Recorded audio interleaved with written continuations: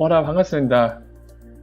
일단은 이번 주에 대해 좀 말씀을 드리면요.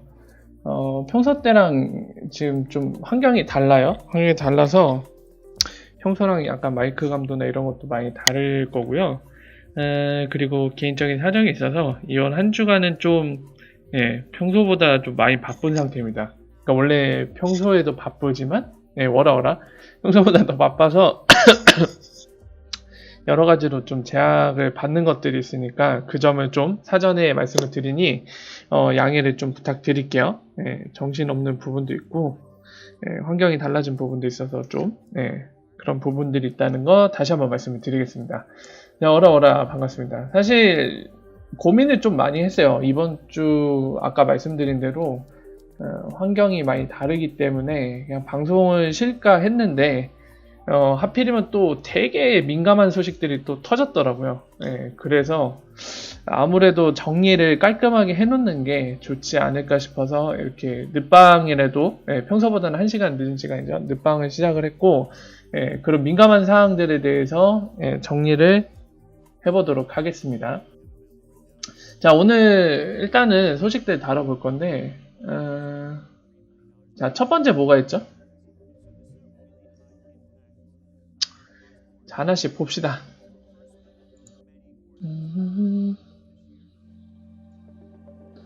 자, 첫 번째 아까 글씨 키우기 좀 키우고요.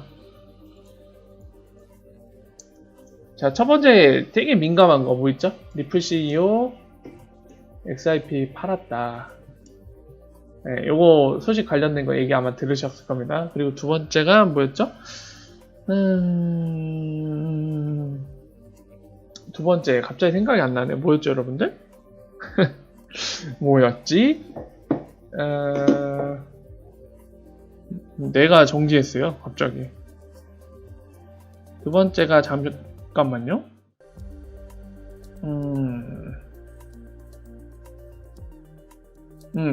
XIP 레저가 마비될 뻔했다 또는 뭐 병목 현상이 있었다 이런 거. 이 두 가지에 대해서 소식이 가장 민감한 거죠. 그래서 이 두 개를 빨리 정리하도록 하겠습니다. 자, 첫 번째 리플 CEO가 XIP를 팔았다는 뭐냐면은 소스가 그게요. 여러분들도 기사를 좀 이렇게 대충 보시는 게 아니라 좀 자세히 보시면 알겠지만은 이름이 뭐더라? 브래들리 소스텍? 이름이 정확하지 않아요. 어쨌든 누구냐면은 리플사한테 소송 제기한 사람입니다. 여기가 출처예요. 출처고 이 사람 말에 따르면은 출처는 이 사람입니다. 이 사람 말에 따르면 뭐라고 말했냐면 왈이라고 할게요. 뭐라고 말했냐면 리플 CEO, 현재 CEO로 얘기하는 거예요. 리플 CEO는 2017년 최소 6,700만 개 XIP를 받았으며 여러 거래소를 통해 팔았다. 이를 팔았다라는 걸 얘기합니다. 또한이라기보다는 이렇게 얘기할까요? 팔았다. 그런데 이라고 하면 되겠죠. 리플 CEO는 항상 언론에서 이렇게 얘기했죠. 롱 XIP. XIP 가치에 대해서 어떻게 보느냐, 장기적으로 올라갈 거라고 보느냐, 또는 반대로 내려갈 거라고 보느냐, 이런 얘기들을 했을 때 롱 포지션에 대해서 얘기했죠. 이라고 했음에도 불구하고 되게 이중적인 행동을 했다라는 거죠. 했다. 우리를 속인 거다. 이렇게 얘기를 했습니다. 그래서 이게 기사돼서 나왔고요. 이것 때문에 말이 많은데, 자, 여러분들은 어떻게 생각을 하시겠습니까? 기사 내용은 위와 같아요. 여기와 같고, 여기에 대해서 우리가 좀 봐야 될 거는 뭐냐면은,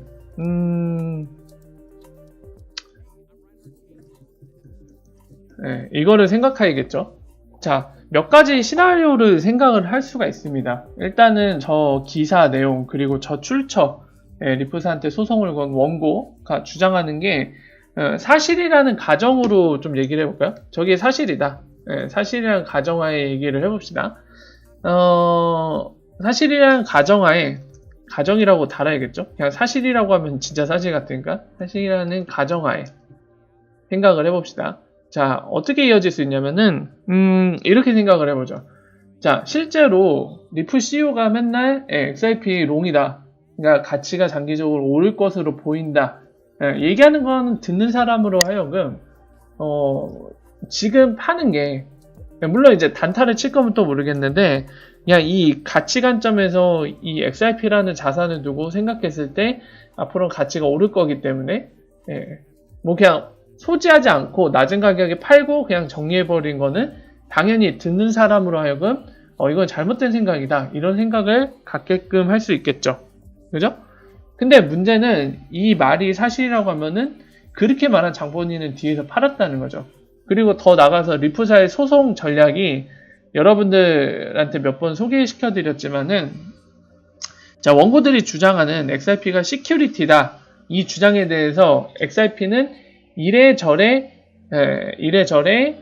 해서 시큐리티가 아니라고 반박하는 게 아니라 원고가 주장하는 것 자체가 틀렸다, 말이 안 된다, 그냥 그 명제 자체가 성립하지 않는다 식으로 접근하면서 아예 법원을 통해서 그게 기각되도록 그냥 만드는 그 전략을 채택을 하고 있거든요. 근데 이 전략을 보면은 만약에 저 원고 측에서 리프사의 소송건 제기한 그 명제가 지금 기사로 뜬 내용이 사실이라고 하면 어떻게 보면 이렇게도 생각할 수 있죠. 어떻게 생각할 수 있냐면 리프사가 꿀리는 게 있으니까 지금 이런 식으로 무마시키려는 게 아닌가, 이렇게도 생각을 해볼 수 있거든요. 그러니까 좀 더 디테일하게 표현하면 XRP가 지금 뭐 걸리는 게 많아요. 본인들도 뭔가 문제가 있는 걸 알고 있어요. 그래서 조용히 야금야금 팔아치우고 있어. 팔아치우고 있는데 이런 소송이 들어오니까 거기에 대해서 대꾸를 해주면은 본인들이 불리해줄 수도 있으니까 앞에서는 이제 XRP 같이 오른다고 해놓고 뒤에서는 꿀렁꿀렁 몰래 팔아치우는 가운데 소송도 그 전략과 막 이렇게 같은 일맥에서 상통하는 의미로 이제 대꾸를 해주는 게 아니라 원고들의 주장이 틀렸다는 점을 자꾸 부각시켜서 어떻게든 그 논리로 몰아가고 기각되도록 만들어서 버티겠다. 뭐 이런 식으로도 생각을 해볼 수 있습니다. 충분히 가능성이 아예 없는 건 아니에요. 가능성이 아예 없는 건 아닙니다. 이 가능성도 분명히 존재하는 케이스 중에 하나니까요. 자, 물론 이게 사실이라는 가정하에는 이런 가능성도 염두에 둘 수 있지만, 자, 냉정하게 보면은 이런 것도 당연히 생각해야겠죠. 객관적인 거는 정말 말 그대로 객관적이에요. 주관적 서술이 아니라 자신의 감정과 가치관을 담아서 하는 게 아니라 객관적이라는 거는 감정 이런 거 모든 거 다 배제하고 생각하는 거죠. 그럼 반대 가능성을 생각을 해봅시다. 저게 사실이라는 근거는 어디에 있죠? 지금까지는 사실이라는 가정하에 이제 경우의 수를 얘기해봤는데, 저 원고가 주장하는 사실이란 근거는 어느 기사에도 나와 있지가 않습니다. 그냥 지금까지 나와 있는 모든 기사에 따르면은 그냥 리프사한테 소송을 건 브래들리 소스텍인가? 이름은 정확히 기억 안 나지만 그 친구가 언론에다 저렇게 주장을 했습니다. 근데 근거는 없어요.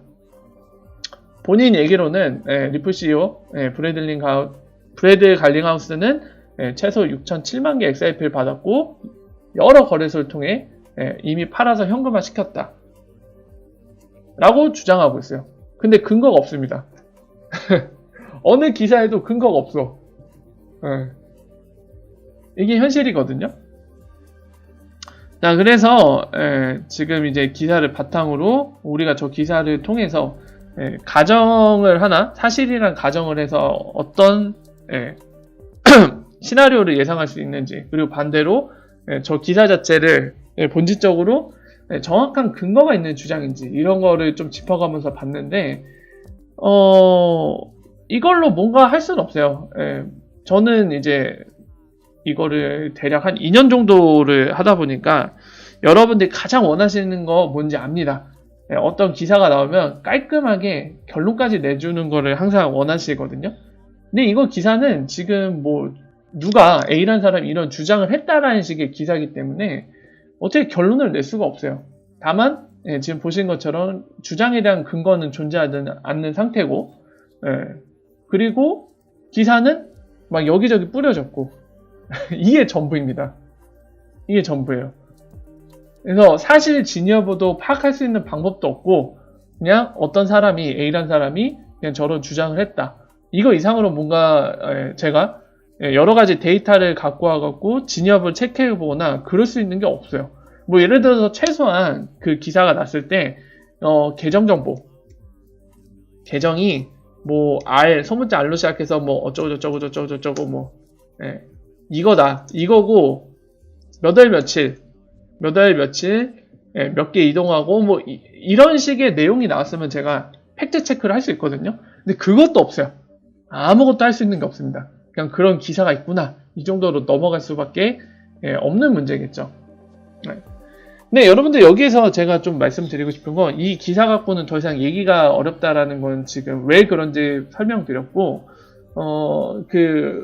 이번 XRP 레저 중단할 뻔 했다는 이 사건 설명드리면서 이제 한 인물이 언급될 텐데, 여러분들도 잘 아시는 티파니라는 그 해외 여성이 있거든요. 리프사 직원들과도 굉장히 친한 그 사람이 있습니다. 알만한 사람들을 잘 아실 거예요. 근데 그 사람이 최근에 어떤 일이 있었냐면, 저는 이제 그 사람 별로 좋아하지 않아서 제 방송에서 언급을 안 하는데, 전에 살짝 언급했듯이 그 사람이 XRP를 다 팔았다는 얘기를 했어요. 근데 사람들이 어떤 우려를 하기 시작했냐면, 아니 리프사 직원과 그렇게 굉장히 긴밀한 관계, 그리고 친숙한 관계를 이루는 그 여성이 XRP를 풀매도해? 야, 이거 내부 정보를 알만한 사람이 풀매도한 거 보니까 XRP는 뭔가 문제가 있는 거 아니냐, 이런 얘기들이 돌면서 되게 오늘날까지도 왈가불가하고 있거든요. 이 사건을 지금 왜 언급하냐면은 제 생각은 그래요. 그 관련 있는 사람들 또는 영향력 있는 걸로 보이는 사람들이 XRP를 소지하고 있다 또는 판매했다에 그냥 여러분들의 결정조차도 그대로 따라갈 거라면 고민 안 하고 그냥 따라가면 되겠죠. 그죠? 근데 반대로 생각해서 냉정하게 봤을 때 걔네들이 팔았을 때 그게 사실인지 아닌지를 확인해보고, 사실이라고 하면 어떤 이유로 팔았을까 라던가 이런 거를 체크해보고 본인만의 판단을 할 거라고 하면은 그런 것들을 체크해 나가면 됩니다. 지금 제 방송에서 항상 하고 있는 게 그런 부분들이죠. 어렵지 않아요. 근데 되게 뭐라고 해야 될까요? 이 분위기라던가 트렌드를 보면은 되게 부정적인 기사가 출현을 하면은 그게 사실인지 아닌지를 체크하기보다는 그냥 사람들이 야, 다 망했어 이러면 진짜야? 어떡하지? 이거 망한 건가? 팔아야 돼? 이렇게 됐다가 반대로, 극단적인 반대로 어떤 기사가 뜨냐면 뭐 예를 들어 XRP 뒤에 배후에 패드가 있는 것 같다, 미연준이 있는 것 같다라는 식의 기사가 뜨면은 야, 초대박, XRP가 역시 짱이야. 사실 여부 확인 안 하고 또 글로 바뀌어요. 또 그냥 마치 조울증처럼 왔다 갔다 하는데, 제일 바람직하지 않은 케이스가 저는 그거라고 생각이 되어집니다. 그래서 어떤 기사를 보던 간에 제가 매번 말씀드리지만 2차원적인 생각은 하지 마세요. 그런 기사는 존재하지 않습니다. 그냥 좋거나 나쁘거나 흑이거나 백이거나 이런 기사는 없어요. 다 다차원적이거든요. 우리가 사는 세상 자체가 다차원 세계잖아요. 그런 2차원적인 얘기는 없어요. 더군다나 금융권은 굉장히 복잡한 이해관계를 갖고 있고, 제가 매번 설명드리는 XRP와 CBDC, 중앙은행이 만들려는 디지털 커런시와의 관계도 굉장히 2차원적인 관계가 아니라 다차원적인 관계를 갖고 있어요. 입체적으로 생각을 해야 되죠. 그래서 그런 것들을 좀 다시 한번 말씀드리고 싶습니다. 그래서 1번은 다시 한번 정리하면 사실인지 아닌지를 체크할 수 없기 때문에 뭔가 더 이상 얘기가 불가능하다는 거. 그리고 아까 예를 든 것처럼 계정이 뭐뭐뭐고 몇 월 며칠에 몇 개가 이동했다라는 추가적인 데이터만 있었어도 제가 팩트 체크가 가능하거든요.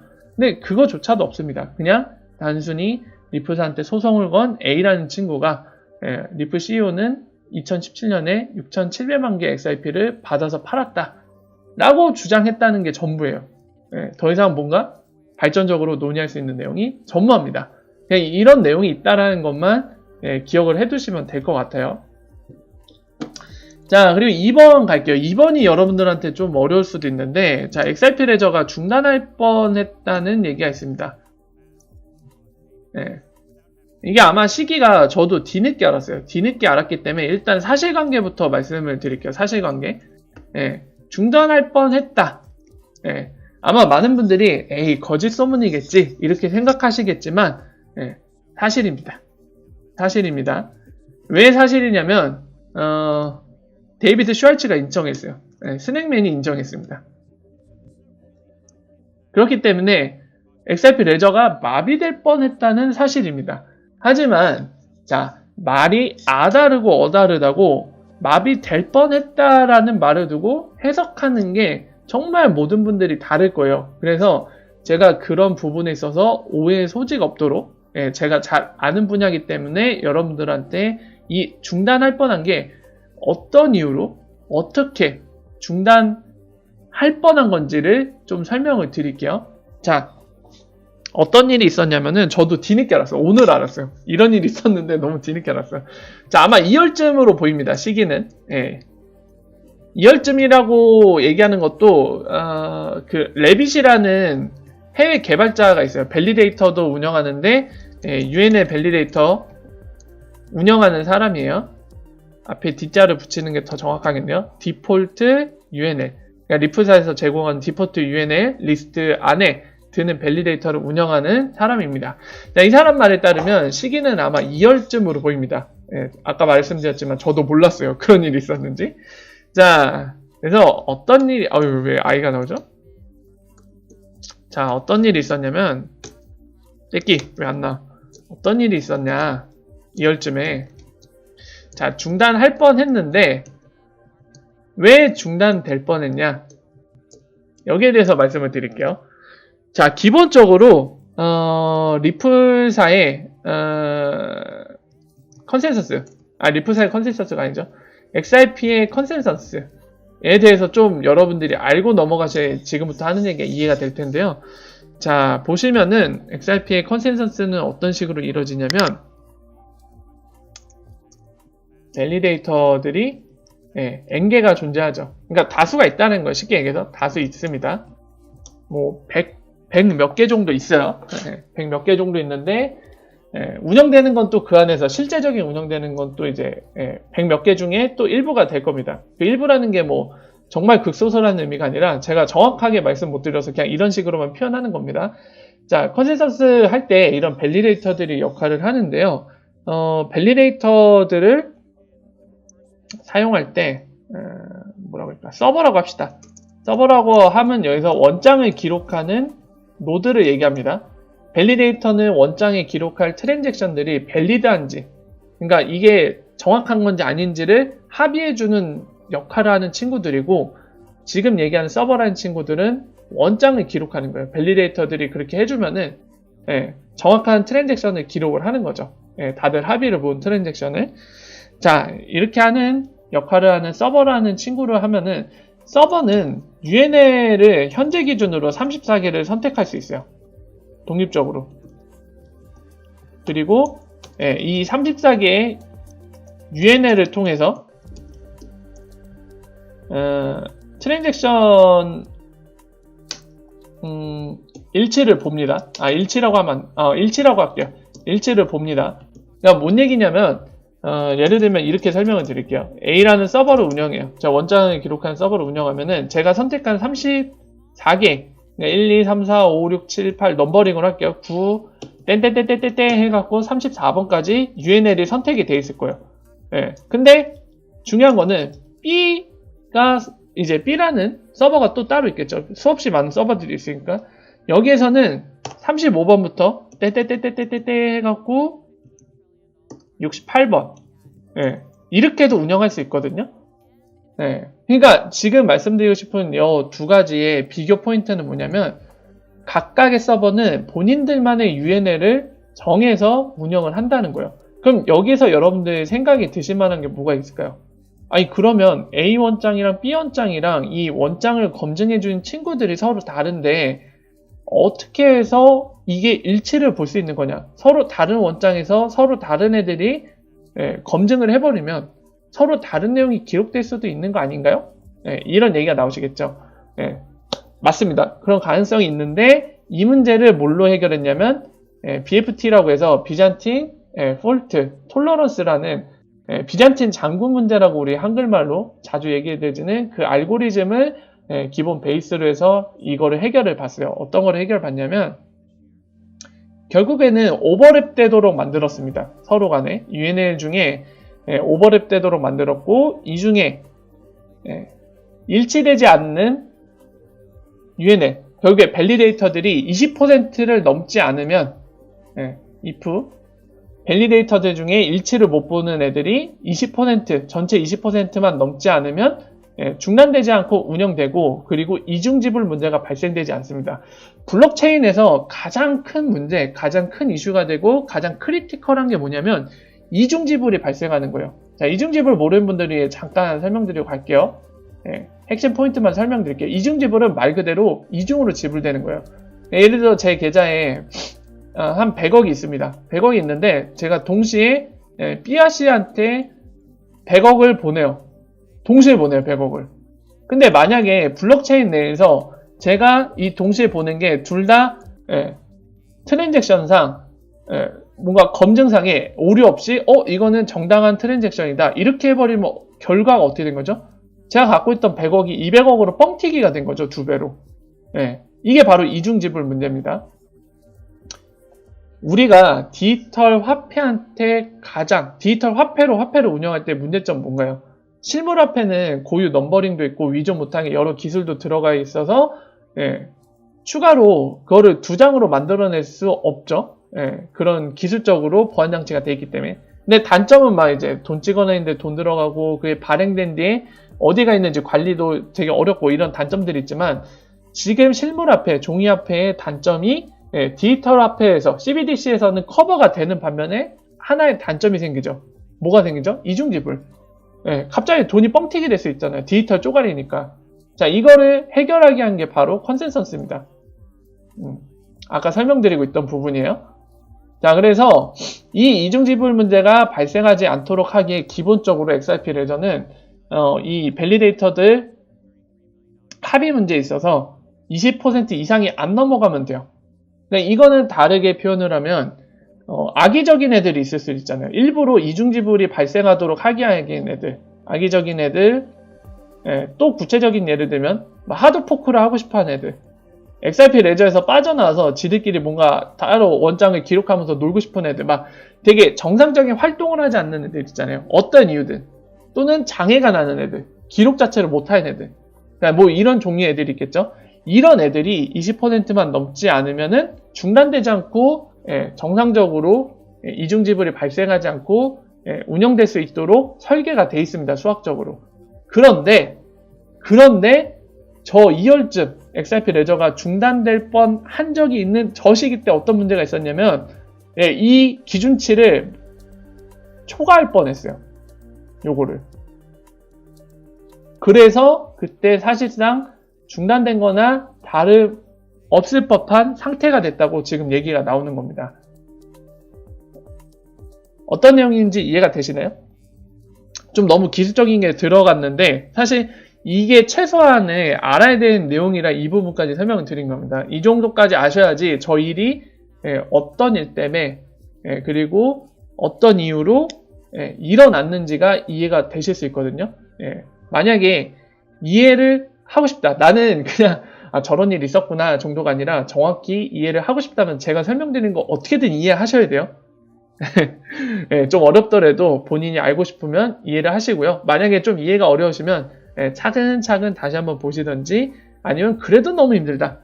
그러면은 그런 일이 있었구나 하고 일단 넘어가시는 게 좋습니다. 자, 이어서 말씀드리면은 자, 결국에 이런 컨센서스 안전장치 그리고 컨센서스의 기본 컨셉이 되는 그 기준에 좀 초과하는 임계치에 이르는 수치 그 정도가 발생했기 때문에 사실상 중단이 될 뻔했다고 얘기가 나오는 겁니다.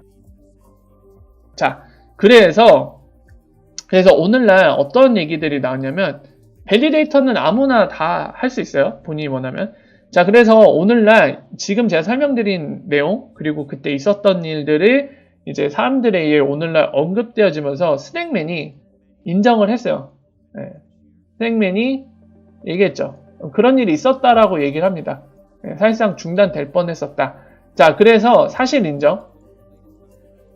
플러스 한 가지를 더 얘기해요. 어떤 얘기를 했냐면은 그래서 이런 게 XRP 레저상에 이런 것 때문에 XRP 레저가 중단될 수 있는 문제점이 있기 때문에 작년 10월에 이제 컨센서스 관련된 새로운 아이디어, 제가 설명드렸던 투레이어로 이제 합의를 보는, 컨센서스를 보는 그 아이디어를 제시했었는데, 그 아이디어 제시한 게 이 문제를 해결하기 위해 제시했던 거다라고 얘기를 했습니다. 자, 그래서 다시 한번 요약드리면 2월쯤에 중단될 뻔했었고, 그때 중단될 뻔했던 이유는 이 컨센서스상 인계치가 이제 합의를 못 보는 밸리데이터들이 20% 넘으면은 아예 멈추거든요. 왜냐하면 합의를 못 보니까 원장의 기록이 안 돼요. 트랜잭션이 중단되는데, 그때 그 인계치에 이를 뻔해서 그때 거의 중단될 뻔했다. 또는 어떤 사람들 표현하기 관점에 따라서 거의 중단된 거나 다름없었다.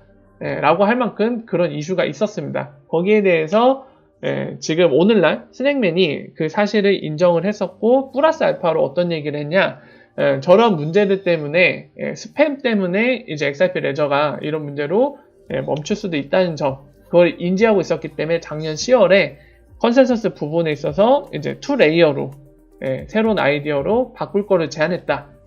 왜? 이 문제를 해결하기 위해서. 그 얘기를 했습니다. 자, 그래서 지금 XRP 레저 중단될 뻔한 사실은 이런 내용들이고요. 여러분들 아시겠지만 이 부분은 이제 제 개인적인 생각입니다.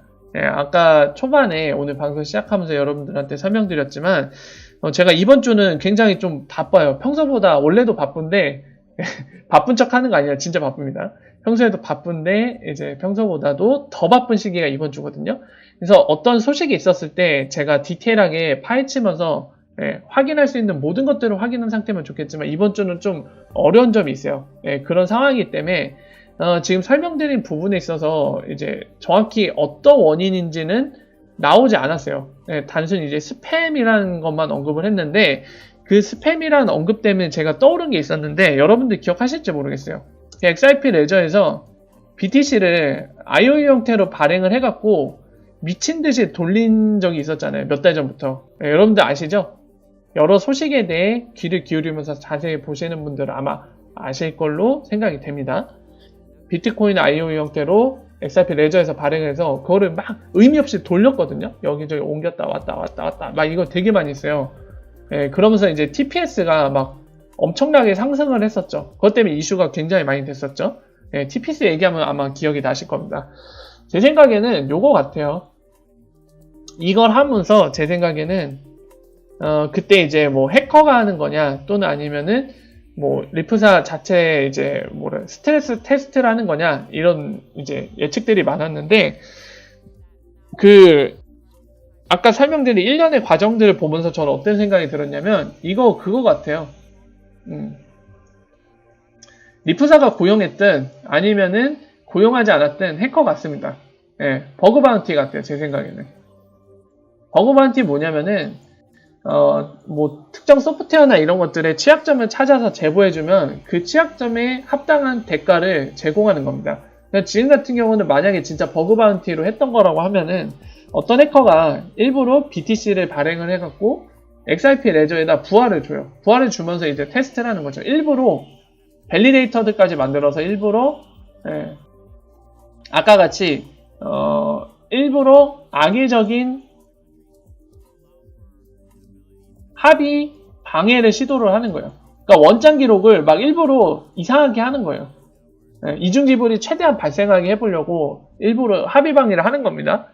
그러면서 이제 이런 비트코인들, 트랜잭션들 일부러 많이 발생시키면서 코드를 돌리는 거죠. 그렇게 해서 아까 같이 실제로 이렇게 악의적으로 합의 방해를 했을 때 이 합의를 이루지 못했기 때문에 추가적으로 트랜잭션을 기록할 수 없는 상황이 이르거나 또는 그 수준에 이를 뻔한다던가 이런 상황을 연출하는 거죠. 그러니까 취약점을 찾는 거죠. 그래서 그걸 바탕으로 이제 리프사에 제보를 하면 XRP 레저 이런 취약점이 있었네. 이 취약점의 뭐 레벨은 되게 크리티컬한 거니까 보수를 많이 주겠습니다. 이런 식으로 제공하는 게 버그 바운티거든요. 아마 이거였을 가능성도 있을 것 같아요. 왜냐면 오늘날에는 지금 또 BTC 갖다 장난치는 게 없거든요. 이럴 가능성이 충분히 있는 것 같습니다. 어쨌든 이런 일이 있었고요. 앞으로 그 스팸성 비트코인 IOU 이 형태들이 발생하면은 제가 또 체크해볼 시기가 있을 거니까요. 그때 또 발생하게 되면은 한번 또 다뤄보도록 하겠습니다. 자, 그래서 가장 이슈가 컸던 두 가지 이어서 설명을 드렸고요. 이제 나머지 소식들 쭉 보러 갈게요. 보러 가겠습니다. 자, 프랑스 CBDC 얘기인데 프랑스도 굉장히 CBDC에 대해 좀 뭐라 해야 될까요? 관심을 두고 열심히 하는 것 같습니다. 지금 보면은 엑스페리먼트죠. 뭐 예를 들어서 그냥 익스플로 뭐 이런 식이 아니라 아예 실험이에요. 실험. 그러니까 실험은 여러분들 실제로 써보기 직전에 하는 거거든요. 써보기 전에 한번 해보는 거죠. 실제로 구현해갖고 써보는 거잖아요. 그러니까 실험이잖아요.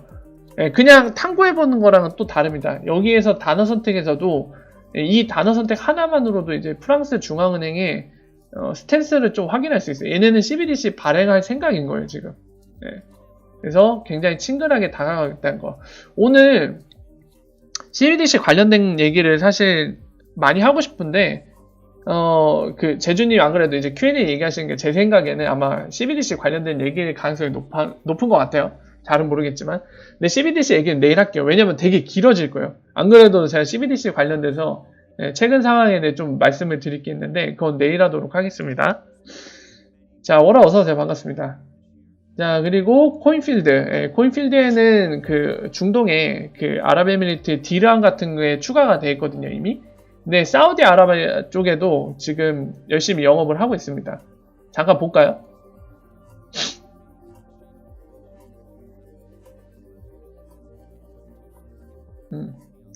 자, 어베이러블, 지금 사용 가능한 국가 나오겠죠? 미국, 멕시코, 뭐 말레이시아, 일본, 브라질, 뭐 어쩌고저쩌고 다 나오고 있죠. 보시면은 캐나다 거래소인 이 코인필드가 따라라 어디 갔어?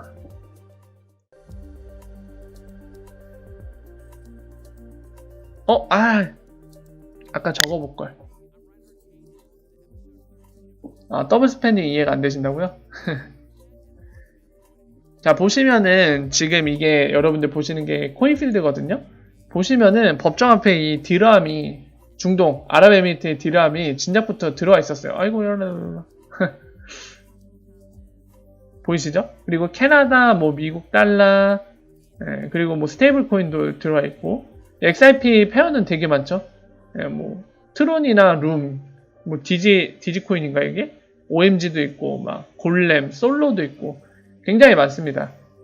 그리고 캐나다 달러도 있고 유로화도 있고 영국 파운드, 이제 일본 엔화, 그리고 디르함까지 이렇게 있는데요. 지금 보시는 것처럼 아까 사용 가능한 국가 보여드렸지만 중동 쪽에도 지금 계속 확장을 하고 있는 상태입니다. 그래서 어떤 식으로 흘러갈지는 좀 잘 봐야 돼요. 여러분들 코인필드는 아시겠지만 솔로제닉이라고 XRP 레저상에서 본인들의 프로젝트를 할 만큼 XRP에 대해 굉장히 친화적이거든요. 그런 만큼 얘네들이 어떤 국가들에 대해서 서비스를 확대해 나가고 그리고 그 나라의 법정화폐를 페어링해 나가는 그런 모습들은 나중에 5대 사용과 관련을 가질 수도 있습니다. 그렇기 때문에 코인필드의 이런 행보에 대해서도 우리가 예의주시하면서 어떻게 흘러가고 있는지 보는 거죠. 그래서 그런 관점을 보시면 될 것 같고요. 그리고 이거는 뭐 그냥 이런 소식이 있었다라고 보시면 되는데 여러분들 잘 아시는 것처럼 이 모니매치는 리플렛 멤버입니다. 리플렛 멤버인데 IMF 그 리포트에 언급이 됐어요. 말레이시아의 모니매치라는 핀테크 업체가 있는데 그 나라의 CBDC 그러니까 CBDC가 아니죠. 중앙은행 센트럴뱅크의 샌드박스에 의해서 이들이 핀테크 업체로서 승인받아서 샌드박스에서 뭔가를 하고 있다. 그리고 현재는 아웃워드 레미턴스 온리 그러니까 인워드로 해외에서 들어온 거 말고 자국에서 바깥으로 나가는 거. 예, 그걸 하고 있다라는 내용이 들어있다고 합니다. 참고하시면 될 것 같고요. 자, 그리고 페이시라는 이제 중동의 그 디지털 지갑. 네. 예, 마사토? 일본 친구에 따르면은, 페이시라는 디지털 월렛 제공하는 이 서비스는 아부다비 은행의 디지털 지갑이라고 합니다. 거기에서 보시면은, 이런 답변을 공식적으로 했어요. 지금 보신 것처럼 3월 28일인데, 자, 우리 레미턴스 서비스를 확장해 나가고, 그리고 파트너십을 늘려감에 따라서 뭘 하겠다고 얘기를 하죠? 콘지더, 고려하겠다. 뭐를? 리플, ODL. ODL을 본인들 미래에 하나의 옵션으로서 고려를 한다. 라고 답변을 줬습니다. 얘네가 중동이거든요. 여러분들께 매번 말씀드리면 중동의 아랍에미리트, 사우디아라비아는 리플사와 굉장히 친화적입니다. 그 본인들의 시중은행까지도 리플렛에 가입시키면서 교육을 할 정도인데요. 거기서 이제 그 지역에서 만든 디지털 월렛이 서비스 확장해 나가고 파트너십 늘림에 따라서 ODL도 고려하고 있다. 라고 답변했다는 점. 워라 어서오세요. 반갑습니다.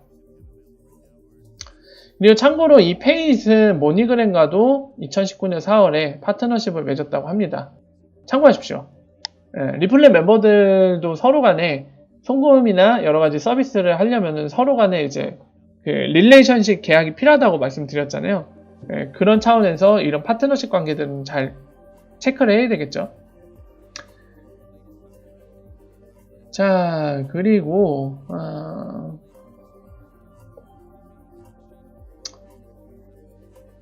이 SKU 체인의 이제 문서에 따르면은 코르다 또는 하이퍼레저 이런 여러 가지 블록체인 플랫폼에서 가장 중요한 거는 인터오퍼빌리티다, 상호 호환성이다, 이 얘기를 했다고 합니다. 그래서 요것 때문에 이제 그 얘기를 하는 거죠, 사람들이. 서로 다른 블록체인 플랫폼을 연결할 수 있는 도구 중에 하나가 IRP이기 때문에 이제 IRP와 XRP한테 좋은 소식이 아니냐, 이것 때문에 언급이 되어지고 있습니다. 참고하시면 될 것 같고, 그리고 엔티티 데이터가 이제 IRP 관련된 이제 보고서를 많이 만들어서 이제 2017년 7월인가 그쯤에 만든 보고서죠. 제가 여러분들한테 몇 번 보여드린 적이 있는데 2018년에도 보고서를 만들었더라고요. 이런 식으로. 지금 보시는 것처럼 이런 보고서도 있습니다. 지금 보시면은 이제 영국에 있는 은행이 이제 이거 당시 엑스커런트죠. 리플렛을 의미합니다. 그러니까 이 엑스커런트 리플렛 멤버인 어스포트를 이용해서 이렇게 미국으로 송금하고, 그리고 어디로 가죠? 유로화 송금도 하고, 그리고 더불어서 이제 사람들이 애플페이죠. 애플페이 사용하는 은행에 통해서 이런 식으로 된다는 거죠. 그러니까 지금 같은 경우는 뭘 얘기하냐면, 예를 들어서 이겁니다. 송금을 하는 거예요. 미국이 아니죠. 영국에 있는 사용자가 애플페이로, 그러니까 애플페이 안에서 이제 영국에 거주하기 때문에 파운드 갖다가 송금을 하겠다고 하는 거죠. 그러면 이 영국에 있는 은행이, 리플렛 멤버의 은행이 어떻게 한다? 리플렛 통해 갖고 어스포드 통해서 이제 미국에 송금하고, 또는 다른 유럽 국가에 유로화로 송금하고, 이런 구조가 가능하다는 거죠. 그러니까 일종의 리플렛이 활성화됐을 때 실제 우리 같은 소비자들이 애플페이를 쓸 텐데, 그런 걸로 송금하거나 여러 가지 행위를 했을 때 이런 식으로 연결이 될 수도 있다라는 그런 의미로 지금 보여주고 있는 겁니다. 그래서 참고하시면 될 것 같고요. 이런 식의 그림이 그려질 수 있다는 거 보여주는 거예요. 그러니까 가령 예를 들면 이 부분에 국내로 따지자면은 삼성페이 들어갈 수 있는 상황인 거죠. 왜냐면 센트비랑 한패스 유일하게 2개밖에 없잖아요. 국내에서 삼성페이 통한 송금이. 그러니까 여기 삼성페이로 송금한다. 그러면은 센트비와 한패스 통해서 하는 건데 둘 다 리플렛 멤버. 이런 식으로 타고 가겠죠. 이런 것들 구체적인 예 중에 하나를 지금 그려놓고 본인들의 이제 리포트에서 지금 보여주고 있는 거죠.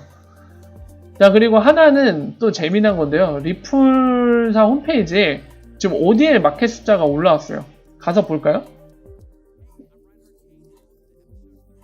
한글을 점점 늘리고 있습니다. 리프사 홈페이지에. 재밌어요.